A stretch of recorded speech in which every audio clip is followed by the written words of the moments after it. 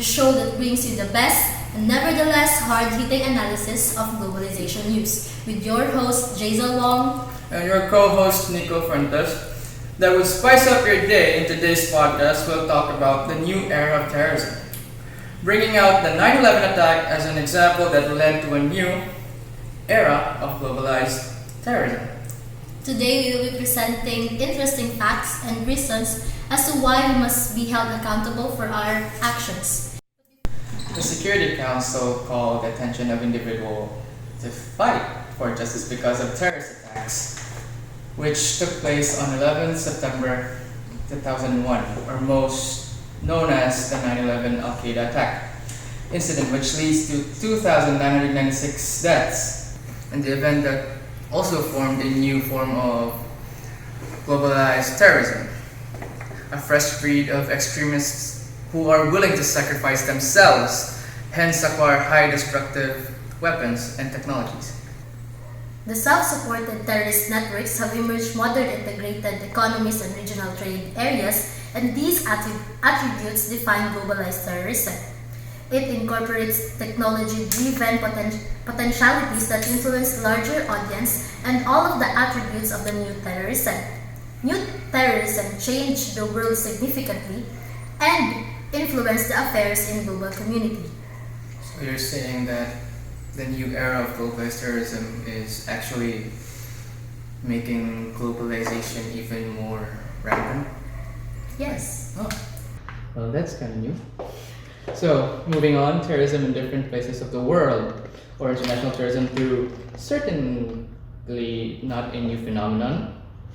In this new era where people are so adept to media such as the internet and audiovisual communiques to deliver a message and spread news, terrorists became very extremist that they used the internet and such as a medium to broadcast their motives and violence, to gain what they want, setting the world as their stage and everyone as their audience, using wide range of information to their own benefit. So yeah, because of the internet and other forms of media, the terrorists are using its power to communicate to everyone in the world.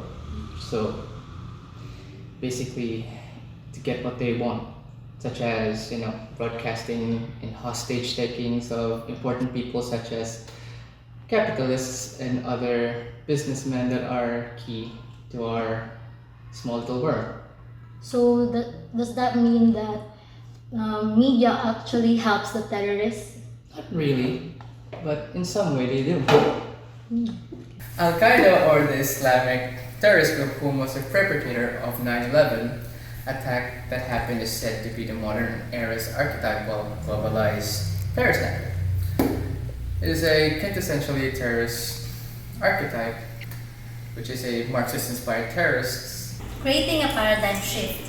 The new challenge in a new era is fighting shadow wars in a globalized battlefield, wherein violent extremists are more on exposure, cultural invasion, and create political crisis in the afflicted countries or regions. So the violence that we talked about here are not more on physical, but on the exposure, the cultural invasion, and it creates political crisis. So that is the shadow wars that is being talked about here. The new era of terrorism, terrorists now acquire and use high-yield weapons and technologies. So since we are now in the 21st century, technologies are now being used, and they identify and plan attacks on unexpected targets using creative methods and tactics. So the terrorists are now getting creative because of the technologies being invented nowadays. The attacks in the US on September 11, 2001 and Spain on March 11, 2004 are examples of most powerful attacks that new technologies were used. Both attacks represent patience, meticulous planning, and creative tactics, and ruthless execution by true believers. So to sum it up, these trends indicate that the globalized terrorism has become the central attribute of the modern era alongside the rise of vastly enhanced technologies. so that connect the world.